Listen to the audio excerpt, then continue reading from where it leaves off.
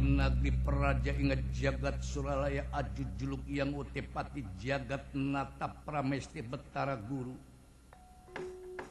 kasanung lengah ing mercuk kunda ing selebeting kedaton kapaparyawarna di dehesan ingkang raka pancin narada kabayan dewa Rausadaya para juata marasa ngajuata maraulo manten bayrobaya aningali di katebihan kasang alendra galindeng harsa ngandikan rapati Nagri mekaten Bopo Mas Kakang Panji Allah adalah adik guru.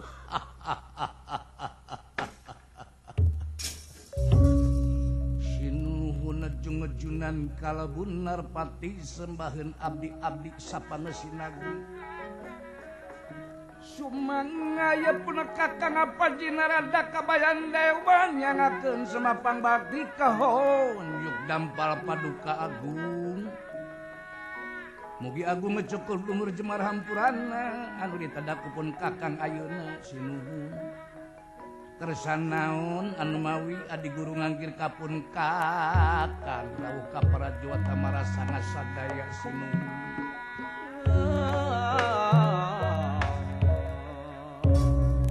tentenan ditampi pujastuti saliraku kaula Kakang Panji ngiringan pangesadambal paduka dalem sinuhun aya pikir sanaon paduka dalam ngamkir kapun kakang danget ieu Kakang Panji sanyana pisan kula ngangkir lain dina wanci merbayak salain dina mangsa tapi aya perkara nu bakal jadi sawala antawis kura sareng salira Kakang Panji ngiringan pangarsa dambal paduka dalam agung nanging sateu acana kaula ngedalkeun rupi nu kebek pinuh dina hate kaula Kakang ulah sejak unjuk tumaros timpah tipayun kasarera Kakang mangga adi guru mangga kumaha paningal Kakang kaayaan jagat Suralaya dina dangat ieu aduh ampunnya paralun jemar hampura nu ditanda adi guru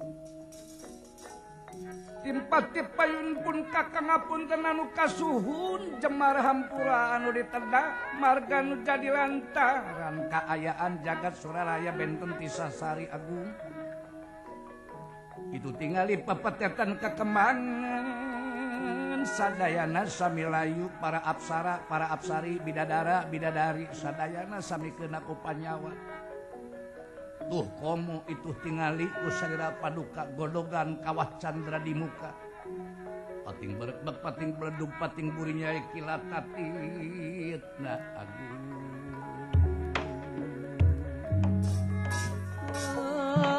ya teh naon anu janten marga lantaran angger naon anu janten marga lantaran Kakang Panji syukur bagja kamayangan paningal salira pamendak salira sapagodos jeung paningal kaula sabada kaula ningali dina kaca trenggana Kakang Panji laras dauh nuhun salajengna sinuhun naon anu janten marga lantaran ge Kakang Panji kaula nuhun adi guru kaayaan jagat Suralaya dina danget ieu nujikeuna ku apes ai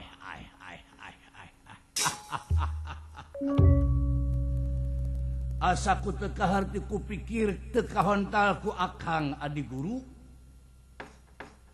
ari sakintena dina danget ieu para juata marasana juata maraulu manten bayarobaya kedah kena ku apes mah teu kaharti ku akal akang naon margi apan ari dewa teh wenang apan ari dewa teh mulya wenang ngaganjar wenang nyiksa numutkeun pamendak Kakang ari anu sok keuna ku apes teh naon Kang makhluk adi guru makhluk anu hirupna di marcapada sadayana kaasup manusia ciri-cirina makhluk Kakang ari ciri-cirina makhluk boga indung boga bapak boga sanak boga kadang eta ciri makhluk ari Kakang gaduh indung is ari adi guru asa kupiraku lamun kakang teu boga indung lamun kakang teu aya nu ngaluarkeun pasti akan teh ngabijilkeun da lain bijil ti beulah batu adi guru akan teh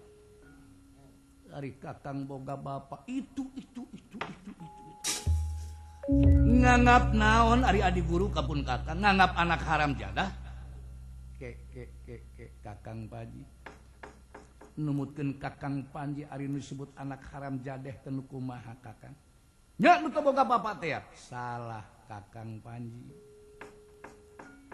keur sakabeh manusia nu dilahirkeun dina rahim nu jadi indung suci kakang teu haram jeung teu jadah ari anu haram jadah aku ari mungguh nu haram jadah iwal ti perilaku nu jadi indung bapa nu teu nohonan kana hukum agama jeung nagara kitu kakang Panji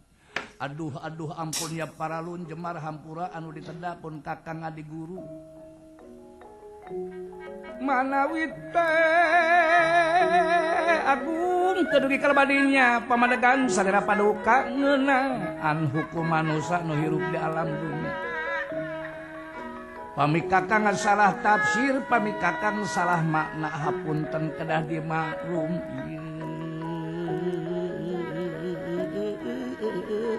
adi guru sadaya-daya hapunten nu kasun jembar anu diteda geus salira adi guru pupun kakang aku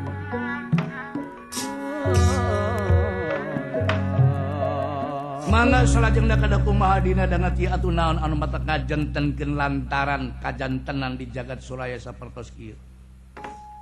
kakang pangna kajadian anu saperti kieu dilantarankeun aya hiji manusia nu maksud hanyat ka jagat Suralaya manusia ti mana adi guru nyata manusia ti Marcapada jadi ku gara-gara manusia nu rek hanyat ka jagat Suralaya dewa nu keuna ku cilaka aduh atuh lamun kitu mah darajat dewa komara dewa pangaruh dewa jeung sagala rupana dewa teh leuwih rendah tibatan manusia nu hirup di Marcapada sanes kitu kakang nah ieu mangrupa hiji ciri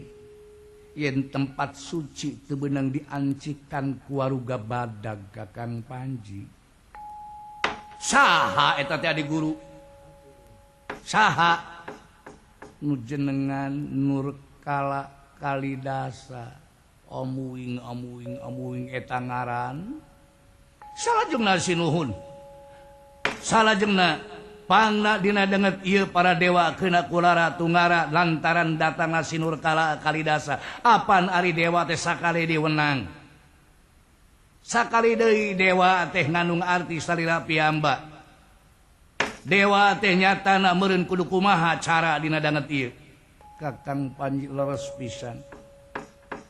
ari dewa teh salira piyambak hartina sing bisa maca kana diri pribadi perilaku dewa kudu adil palamarta agung bijaksana memeh nyiwit batur ciwit heula diri pribadi anu ngandung harti kabeh para juata marasa ngajuata marawuru manten bayaro-baya kudu nyaho kana jati dirina sorangan kakang Panji dauh leres salajengna atuh tinakan urang ayeuna kedah kumaha ka eta manusia nu boga karep hanjat ka jagat Suralaya